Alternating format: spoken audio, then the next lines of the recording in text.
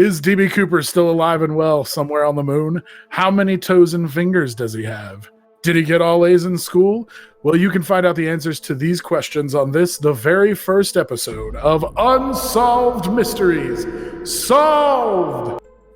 I am Chad Kimmons, here with my co-host Colt Joyce, and if you've never listened to the podcast, well, good for you, because you're right on the money. This is the very first episode. And if you have, how? Wow, yeah. We should be asking you the questions. Yeah, you're clearly from the future where they've already solved all these mysteries. So the way the podcast works is I'm going to present, well, for this one, I'm going to present a case. We're going to talk about it a little bit, and at the end, we're going to solve it. Like, we're just going to straight up solve it, because we are experts. We know what we're doing. Do not question us. Anyone who questions us will be put down once and for all. I say once and for all. We didn't talk about the putting people down if they're wrong part, but I guess I can be on board for that. Look, man, I run a tight ship, tip top, and I rule the mysteries corner of the podcast market with an iron fist. Hell yeah. So for the first episode, I kind of wanted to cover something from like relatively modern history. And I know a lot of people know, of DB Cooper. Let me ask you this, Colt. How much do you know about DB Cooper? So I think I've seen the sketch. That's like my base knowledge is I've seen that sketch that's kind of like been a famous thing that's gone around. It was like memed for a while. Past that, you were talking about like a comedy. No. It's like there was a comedy sketch based on this. What the? There's gotta be. I mean, we can make it if there doesn't exist yet. But yeah, it's gonna be this podcast. Hell yeah. Yeah. So I've seen the sketch, and I know he jumped out of a plane. I don't really know anything past that. Yeah, that's all I got. You just solved it, so podcast over. There it is. Shit. All right, join us next time when we talk about. All right, well, I guess let's just get right into the meat here. So I'm going to take you way back. Oh, boy. Way back. I'm talking 30 years. Back before the internet, before general hygiene, running water, electricity. Yeah. It's the roaring 70s. We're talking Flapper Girls and wait, no, that's the roaring 20s, isn't it? I don't know, man. I wasn't around for any of it. Shit. So it's 1971. It's the day before Thanksgiving. Okay. And a middle-aged man who's wearing a black business suit. He's carrying a black attaché case. He approaches the flight counter at Northwest Orient Airlines, which right there, this is already so dated because Orient is offensive. It would not fit in with PC culture these days. So we're really dating ourselves here. I don't even think that airline exists anymore. This podcast is immediately problematic. Episode 1, 3 minutes in, we've been canceled. Episode 1, they're throwing out N-bombs and talking about Orientals. I did not care for it. Northwest Orient Airlines. So, that's at the Portland International Airport. Okay. And he identifies himself as Dan Cooper. And he used cash to purchase a one-way ticket on Flight 305 to Seattle. Okay. Which, I don't know. If it's me, I'm kind of wondering, why didn't you just take a car? This already kind of seems fishy. Yeah. Portland and Seattle aren't that far apart. But, it's the 70s. Cars weren't that fast yet. So, I mean, and he's clearly a businessman. So maybe he's got money to throw around, or at least he will soon. Is that something you can do now? Can you buy a plane ticket with cash? I don't know. I've never tried. Honestly, I've only flown like 3 times in my life. Okay. And I just purchased my. I mean, maybe with Spirit Airline, where it's like $19 to fly across the country. Yeah, maybe. I don't know. That sticks out as fishy too. I guess like there's no paper trail immediately. This guy, he's up to no good. I mean, it's back before credit cards and stuff, I would assume. So probably, yeah, you're probably. I mean, right. that makes sense. Anyway, so he boards the aircraft. It was a Boeing 727-100. Okay. Just throwing that in there to let you know that I did my research here. Hell yeah. And he takes a seat somewhere in the back. Some people say it was 18C. Some people say it was 18E. Some people say it was 15D. Some people say it doesn't matter what seat he took. He took a seat somewhere in the back. Sounds good. We're getting caught up. It was like rearranging deck chairs on the Titanic. It doesn't matter. Yeah. But he lights a cigarette. And again, dating this story because you can't smoke on airlines anymore. Why was that ever a thing? Well, I mean, how is no seatbelts in cars ever a thing? Hey, listen, man, you're right. Hey, kids, you want to jump in the car, not put on a seatbelt, and I'll drink and drive us around town? Oh, it's all legal, and the car's made of only metal, so when we crash, we will die, no matter how fast we're going. But he lights a cigarette and orders a bourbon and soda. And he was described as being like in his mid-40s, between 5'10" and 6 foot. Well, shortly after takeoff, he hands a note to Florence Schaffner, who's a flight attendant, and she's like, whatever, it's just a note from some lonely businessman. He's just giving me his number, trying to get a booty call, you know. Mm-hmm. What a conceited bitch. But she assuming it's just, you know, him giving her the number or whatever, she dropped it into her purse, and he leans over and he's like, hey, you're gonna want to take a look at that note because I have a bomb. Oh, wow. So yeah, and it was just his number, and he yeah. And she looks at it. Sir, this is just your number. He's like, yeah, but you wouldn't have looked at it. You did look at it. I got you. Got him. And the note was printed in neat, all capital letters with a felt tip pen, which strikes me as kind of odd. Like, as you'll see later, we don't know the exact wording because Cooper took it back, but like she couldn't tell you the exact wording, but she knew that it was a felt tip pen was used to write this. It just strikes me as kind of odd, you know. It's those important details: where he's sitting, the exact seat, what kind of pen was used. But we don't worry about the big stuff. He coughed, and she was like, "Oh, you had eggs and bacon this morning for breakfast, huh? I can smell it on you." Wait, what did the note say? I don't know. I don't know. He mentioned he had a bomb, something along those lines. Said he had a bomb. It was just his phone number. So Cooper tells her to sit beside him. And she did, and she was like, hey, can I like see the bomb? He opened it long enough for her to see what she described as 8 red cylinders, 4 on top of 4, and they were attached to wires, and they had like red insulation, and there was a big battery in there. It's like an Acme bomb. It's like Wile E. Coyote got in there. It's very I mean, that was kind of my first thought too, actually. Yeah. You have this giant rocket that just says Acme on the side of it. Why didn't you just ride that to Seattle? Ma'am, that's not something that can actually happen. Don't you lie to me. I've seen cartoons. My name is Dan Cooper, and I buy tickets with cash, and I have a bomb. So he stated his demands after he closed the briefcase. He wanted $200,000 in negotiable American currency, 4 parachutes, 2 primary and 2 reserve, and a fuel truck standing by in Seattle so that they could refuel the aircraft. Shafter goes and tells the pilots. And when she returned, he was suddenly wearing dark sunglasses. Wow, he's cool. Yeah, that's fun. His coolness factor went up by about 1 billion because he was like, "Yep, I just hijacked this plane." And then I like to think that, you know, the sunglasses fell from the sky onto his face like a meme, and he was just like, "Deal with it, bitches." That's the origin of that meme. It was DB Cooper. Yeah. Mm-hmm. Yeah. I mean, before memes, there was DB Cooper.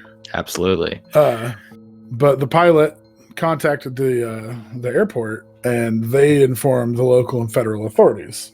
The president of Northwest Orient, Donald Nyrop, he authorized the payment of the ransom, which this kind of struck me as odd because, like, how does he have the authority to do that? Yeah. Remind me how much money it was again?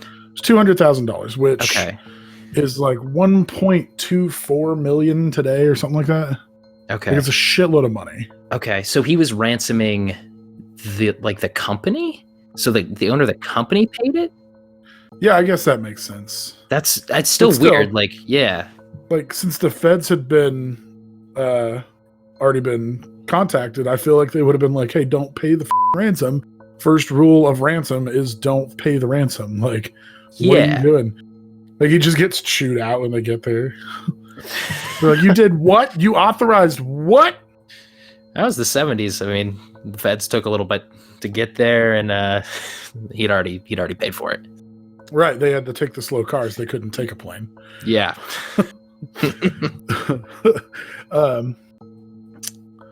Shit, I keep losing my place in my notes. We'll just edit this out and post, as they say. Industry terms. Industry terms. So Donald Nyrop authorized the payment and ordered all the employees to cooperate fully with the hijackers' demands. When they landed on the ground, first I guess I should, Schaffner said that she thought Cooper was probably familiar with the area, like with the local terrain, because at one point he was like, oh, that looks like Tacoma down there. And he also correctly mentioned that the McCord Air Force Base was like 20 minutes away. Just an awful lot of small talk from someone hijacking a plane. Well, yeah, I mean, and like that's what everybody was said was that, like, you know, he was very polite. He didn't raise his voice. He wasn't angry or anything. Like, he seemed like a really nice guy, you know, aside from the fact that he had a bomb on a plane, right, and was threatening to murder everyone. Yeah. He's a gentleman. He's wearing his sunglasses up in the sky. He's a cool dude. Chill man. It also strikes me as odd, like, why didn't he just have a gun? Like, why a bomb? Right. Because this is before they checked your bags. This is before anything. So it could have been anything. Why is it a bomb? Like, you could get anything on a plane. Clearly he got a bomb on a plane. Yeah. So why not a gun? You could smoke. You could, I guess you can drink on planes now. Yeah. You could smoke. It looks exactly like a bomb. He wasn't trying to hide it. Like, if anyone opened that, they'd be like, yeah, this is a fake bomb because it looks too much like a bomb.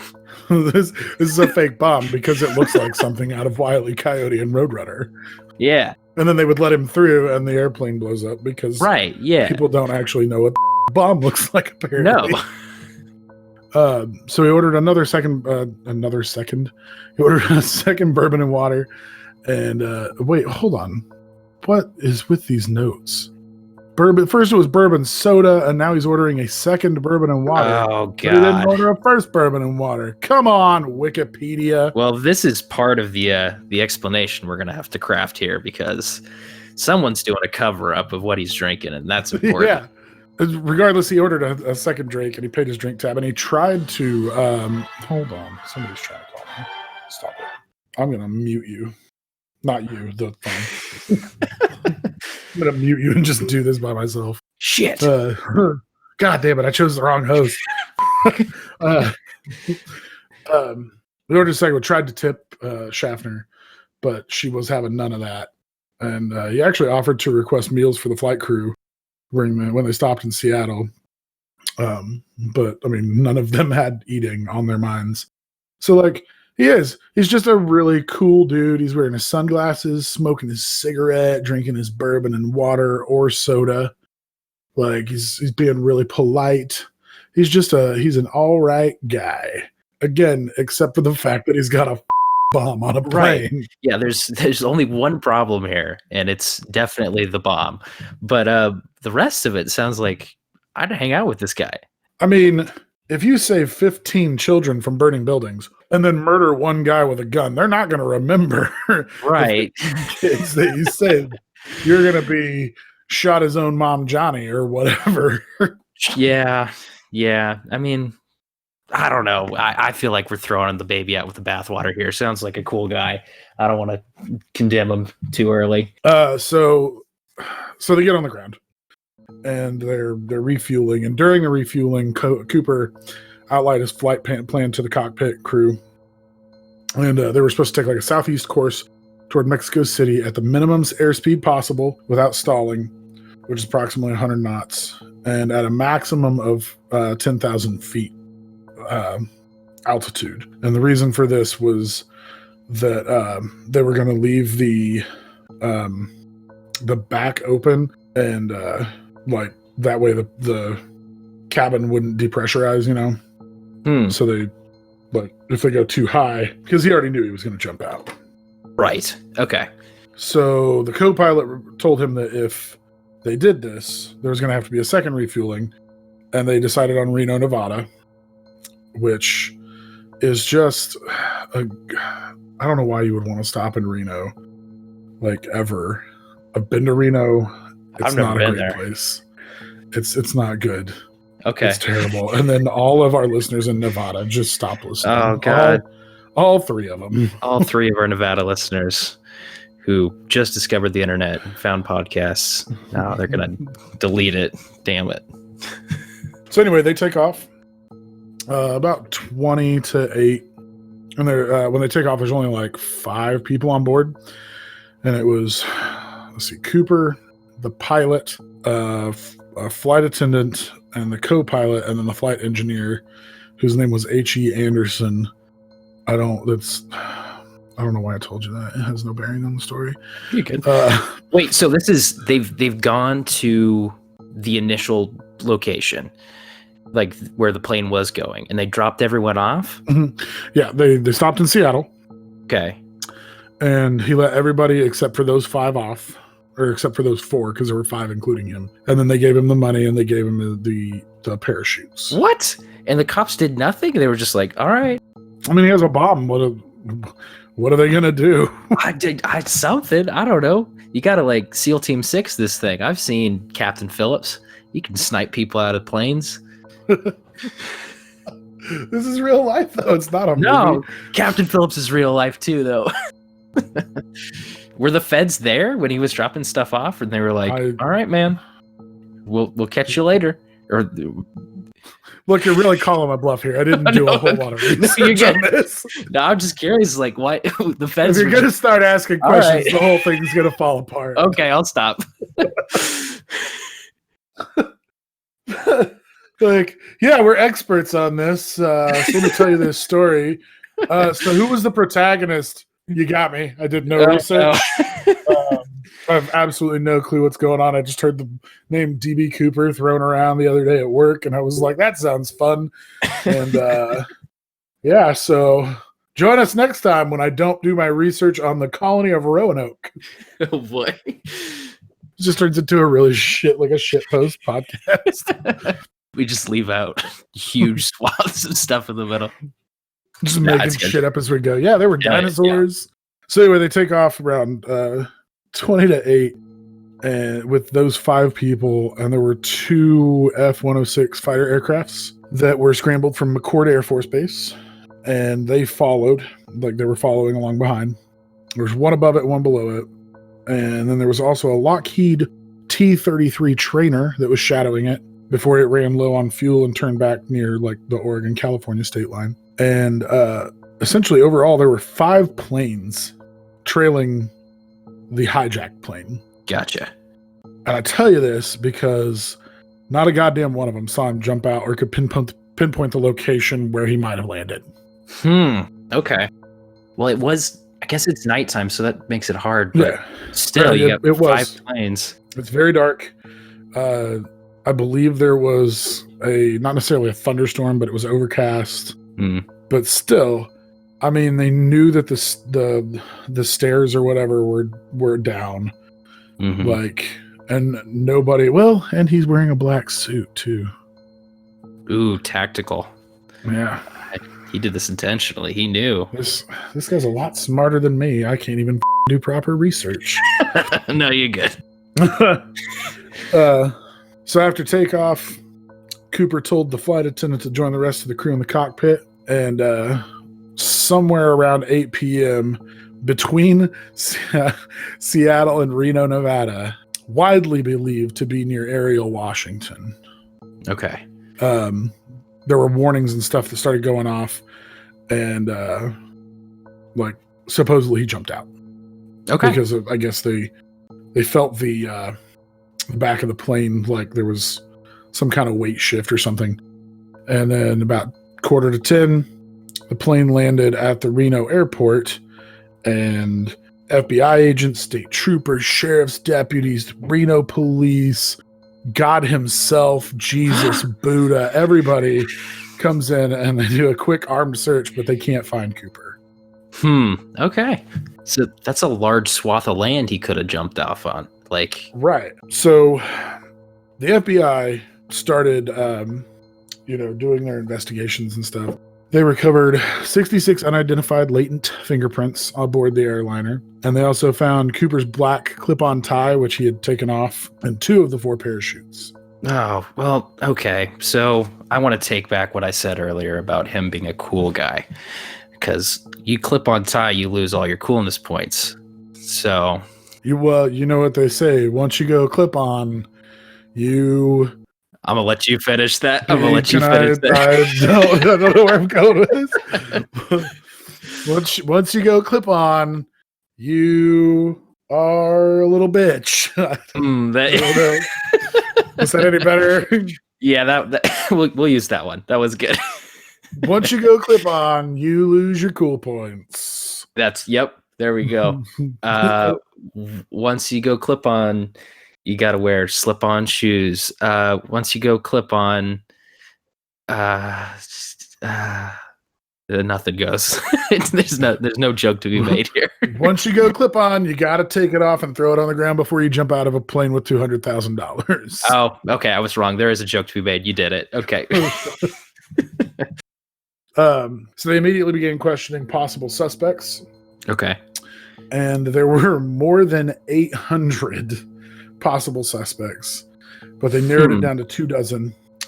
And the top suspect for a while was an Oregon man named D.B. Cooper, who had a minor police record, but they quickly ruled him out. But then this is where D.B. Cooper gets his name. There was a local reporter, and he was rushing to meet a deadline, and he was confused. Like, he confused the eliminated suspect's name with the pseudonym that was used by the hijacker. Mm-hmm. And then it was later republished. And so he just became D.B. Cooper. Like, that's like in history, he was D.B. Cooper now. Gotcha. Well, poor guy that got accused and then immediately dropped. I can't imagine, like, hey, you're D.B. Cooper. No.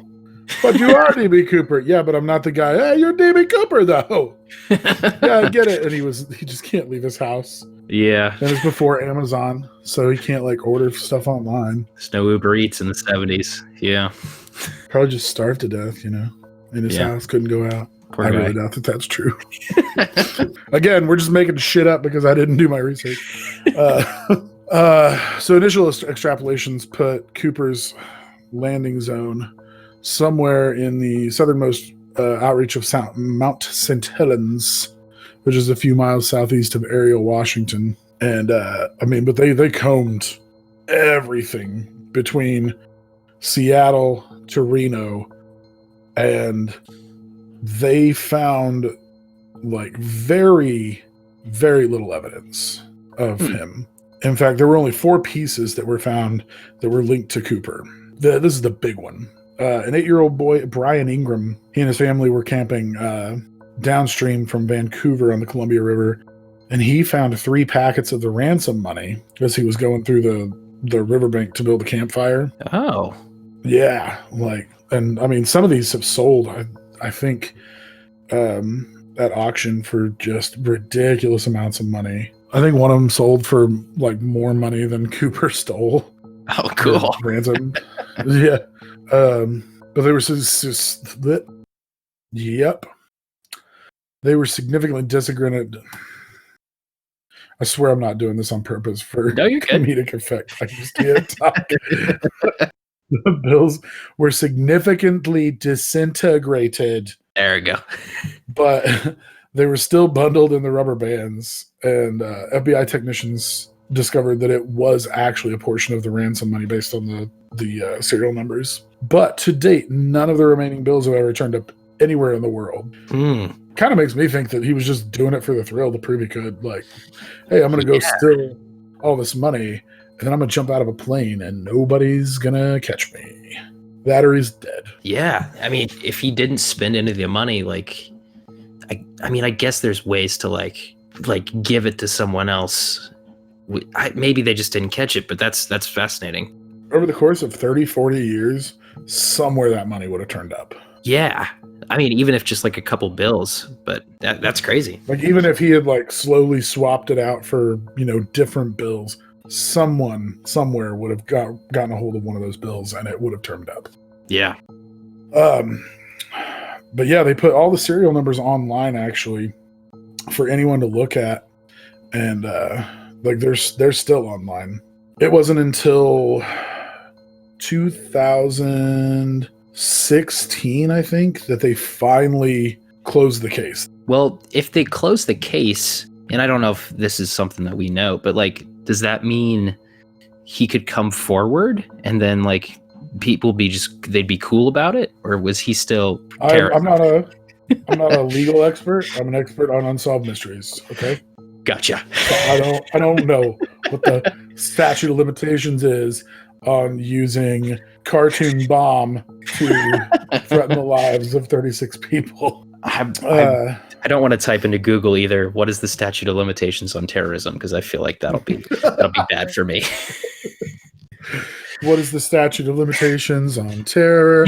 And all of a sudden, all of your windows burst out. The FBI just comes cranking in. Down on the ground! Down on the ground! Are you DB Cooper? They have to legally ask everyone. They have to ask, or it's entrapment. Everyone who might be a terrorist has to be asked if they're DB Cooper. Yeah. Because they're still looking for this guy. I just love that idea of like just before they shot Bin Laden, they're like, Are you DB Cooper? Bin Laden's just like, I don't know what the you're talking about. I forgot to tell you about this part. Oh boy. One of the parachutes, like the biggest theory is that he died in the fall. Like it's the prominent theory, and his body was just like really covered by the forest, or he was eaten by animals or something. Because Special Agent Larry Carr, who reignited the case in 2007 after it had been kind of gone cold, said, and I quote, "We originally thought Cooper was an experienced jumper, perhaps even a paratrooper. We concluded after a few years that this was simply not true. No experienced parachutist would have jumped in the pitch black night in the rain with a 200-mile-an-hour wind in his face, wearing loafers and a trench coat. It was simply too risky. He also missed that his reserve chute was only for training and had been sewn shut, something a skilled skydiver would have checked." Okay. It's been 30 years and you think you're really figuring it out, man. That's cool. Well, I mean, to be fair though, like his reserve chute was sewn shut because it was for training. Why did they send it? That's f***ed up. If he was gonna, because they gave him two, but like they. Oh yeah, I forgot to mention this. They had to scramble like to get Cooper didn't want military grade because he didn't want tracking devices and stuff. So they had to go to a skydive guy who training camp thing. I can't think of the words. I know what they had to go to this. Well, I hope the listeners do as well. And the only ones they had available, one of them was a training chute, which had been sewn shut. And Cooper took that one and left the other reserve. Gotcha. Well, those are the facts. Okay. As they stand. I think it's time to solve this. I think we solve this now. It's time to solve this like a puzzle for a 3-year-old. Hell yeah. Easily. We'll put those square blocks in that square hole. We'll do it. Wait. All right. The square block goes in the square hole? Yeah, man. Dude, you're blowing my mind. Okay, so tell me, what happened here? So the one I've been cooking up since we started talking about this is, so I think he landed successfully, couldn't figure out how to get this parachute off, and started walking towards Canada because he thought he'd be safe up there. Okay. And because he couldn't get this parachute off, he's DB Cooper. He's in the woods. He's got his sunglasses on. He's got that. No, he doesn't have his clip-on tie. Damn it. Narrative's broken. Remember, what was it we said earlier? Once you go clip-on, you are a little bitch. That's it.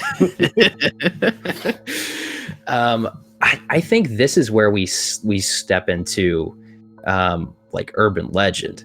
And we got to talk about, what does a man with a parachute full of sticks look like that people have seen in the woods and they're afraid of it? I know where you're going with this. Don't do it. Don't do it. No, I'm gonna let you. I put the layup in the air, and you got to slam it down, because I think we both know what's about to happen. Can I just end the podcast here? It's canceled. All right, guys, join us next time when we aren't going to talk about how DB Cooper is Bigfoot. I know he was the inspiration for the Jack Links thing. I think that's important. Well, I mean, clearly he's running through the forest. He's hungry. Yeah. He sees some unsuspecting campers, and he's like, "Hey, food." Yeah. He tried to give him some of the $200,000, but they wouldn't take it. No. I think that's my first theory. What do you have cooking up? Honestly, he died. Oh, he just died. Okay. Well, he's just dead. I mean, dude didn't even know that his reserve parachute was sewn shut. Come on. Yeah, that's probably true. But that's sad. But I mean, your Bigfoot theory was very valid too. Oh, fine.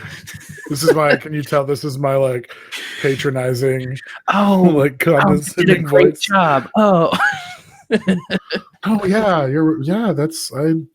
yeah, he could be Bigfoot. Yeah, can we find a new co-host for next time? Oh. Okay, so he dies, according to your theory.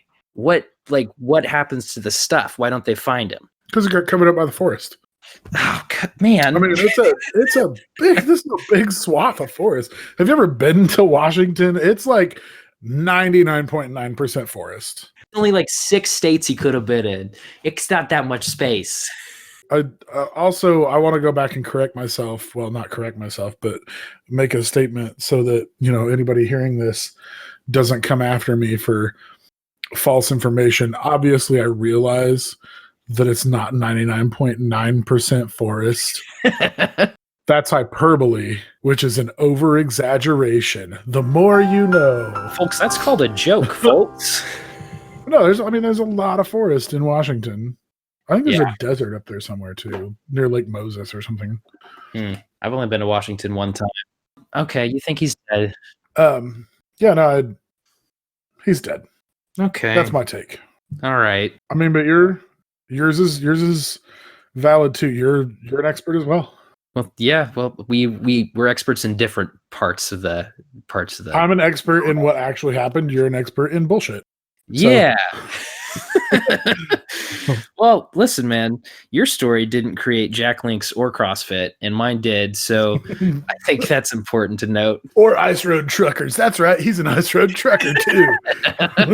Have you seen? Where do you think it came from? Was him going from Washington to Alaska in his parachute? What, dude? Cole, your theory has just gone off the rails, man. What are you talking about? Listen, man, all I knew was he looked cool in a photo, and I was thinking of other cool things that he could have done, and beef jerky and fitness cults came to mind. So that's what I'm working with. So you're going Bigfoot, right? I think that's what I want to do. Is he invested the $200,000 and started Jack Links and hid the money somewhere. So now your theory is not only that he looked like Bigfoot, but he actually founded Jack Links. Yeah. So here's the thing. Real Bigfoot doesn't exist, but to hide himself once he came back into society, he became the Jack Links Bigfoot, and he's been in that costume. And that's why they can't find him, is because he's been the Jack Links Bigfoot. You know what? You convinced me. I'm with you. Oh, great. Well, you won me over. He's there it is. That's our we solved it.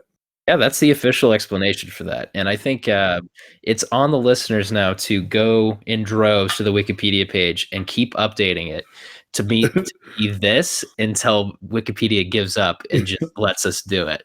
Internet's undefeated, and we can win. Jack Links guy. Yeah. DB Cooper is founded Jack Links and is the Jack Links Bigfoot. Yeah. And anyone who disagrees will hunt you down and kill you. Oh yeah, I forgot about that part. That's part of the deal. Yeah. I mean, I take this very seriously. Look, I have a PhD in Unsolved Mysteries from ASU. That's not Arizona State University. Even though that sounds like something that they would have. Yeah. It sounds like a program they would have is solving unsolved mysteries. No, ASU is Always Right University. Wait. And yes, I realize I'm not going to correct it because I'm always right. Well, that's the fun. I'm going to let it go. So there you have it, guys. Jack Links was invented by DB Cooper. Yes. I signed on to this theory, even though it doesn't make any sense because the money is still missing. Well, no one's asking where the money for Jack Links came from. That's where it is. I mean, I feel like the IRS probably would. It was the it's a business. They didn't care. They were worried about other stuff. There you have it. DB Cooper invented Jack Links. He is all incarnations and sightings of Bigfoot. And, if you don't believe me, well, do your own goddamn research. That's right. Off. If you enjoyed this episode and you want to support the podcast, best way to do that, really the only way to do that at the moment, actually, is rate us 5 stars on iTunes and by word of mouth. Tell everyone you know to listen. Tell strangers to listen. You can also find us on Facebook at Unsolved Mysteries Solved and on Twitter at Solved Podcast. We were a bit late to the game there. All the good tags were taken, and you can only have like 15 characters in your tag. So that's kind of where we're at for the moment. If you have any unsolved mysteries that you would like us to solve on the show, or if you have any praise for us, maybe critiques, hate mail, even death threats, whatever you will, you can send those over to Mysteries Solved Podcast, all one word, at gmail.com. We do ask that you don't send us any mysteries that are inherently paranormal because, let me tell you, we only talk about serious stuff on this podcast. Yeah, we do. Like how DB Cooper is totally Bigfoot and invented Jack Links. I have to go look up when Jack Links was actually created now. If this lines up, holy shit. If this lines up, we will get back to you on that. But if you want paranormal, you listen to someone else. And anyway, we'll be back next week with a new unsolved mystery to solve. So thanks for listening. Thanks, guys.